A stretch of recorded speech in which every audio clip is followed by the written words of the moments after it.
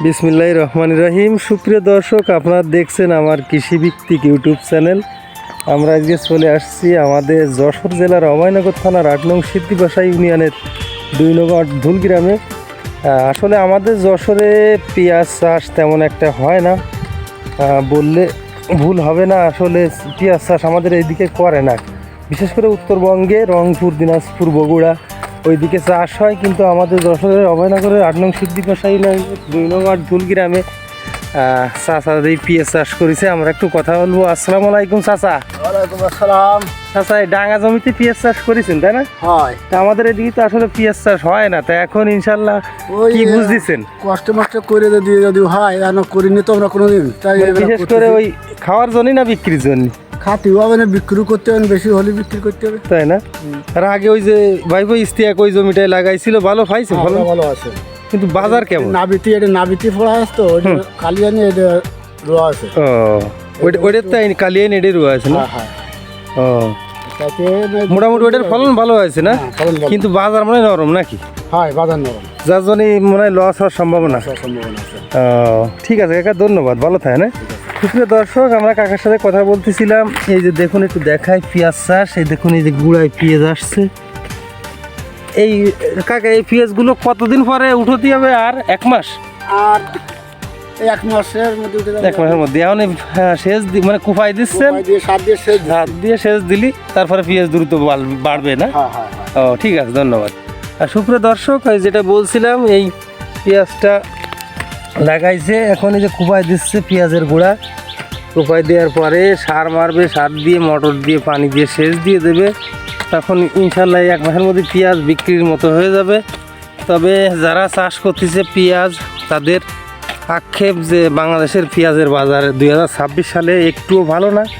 প্রচুর কষ্ট করে পেঁয়াজ চাষ করতেছে, সার দিচ্ছে, পানি দিচ্ছে, কীটনাশক দিচ্ছে, অথচ সেই আসল টাকা ঘরে ফিরে আসতেছে না। কৃষকদের বা চাষিদের আক্ষেপ রয়েছে।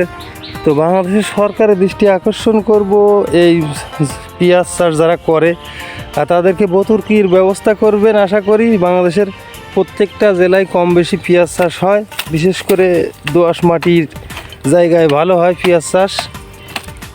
তো সেই আলোকে অনেক চাষি হারিয়ে যাচ্ছে, পেঁয়াজ চাষ করতে চাচ্ছে না। কারণ পেঁয়াজ চাষ করার পরে যে খরচটা ব্যয়বহুল, অথচ সেই আসল টাকা আসতেছে না, উঠতেছে না। এর কারণে চাষিরা হারিয়ে যাচ্ছে দিন দিন। তো এই দেখুন, এই সার মারবে, ড্যাপ সার আর মনে হয় ইউরিয়া।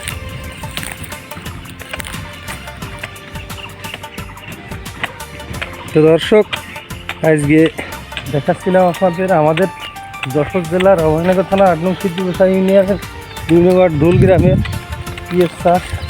আসলে প্রচুর রোদ, তার জন্য ভিডিওটা ব্লার হয়ে যাচ্ছে। যে কুপাই দিছে দেখুন।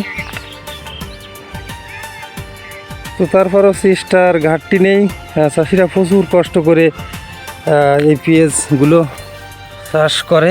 এই যে পেঁয়াজ।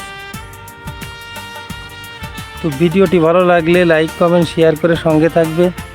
পাশাপাশি আমার চ্যানেলটি সাবস্ক্রাইব করবেন আশা করি। আর সবাই অন্য আমার আপডেট ভিডিও পেতে হলে চ্যানেলটি সাবস্ক্রাইব করে রাখতে হবে। তো বাংলাদেশ কৃষিমাতৃক দেশ, এদেশে প্রচুর পরিমাণে ফসল ফলে, কিন্তু কৃষক ঝরে যাওয়ার মূল কারণ হচ্ছে যে ন্যায্য দাম পায় না। এই ফসলগুলো উৎপাদন করার পর, বিশেষ করে পেঁয়াজটা উৎপাদন করার পর ন্যায্য দাম পাচ্ছে না কৃষকেরা বা চাষিরা, যার কারণে এই কৃষিকাজ, এই পেঁয়াজ চাষ বন্ধ করে দিচ্ছে।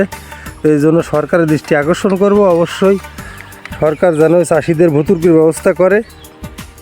তো সেই প্রত্যাশায় আজকে বিদায় নিচ্ছি। পরবর্তী ভিডিওয় কথা হবে। সবাই ভালো থাকুন, আল্লাহ হাফেজ।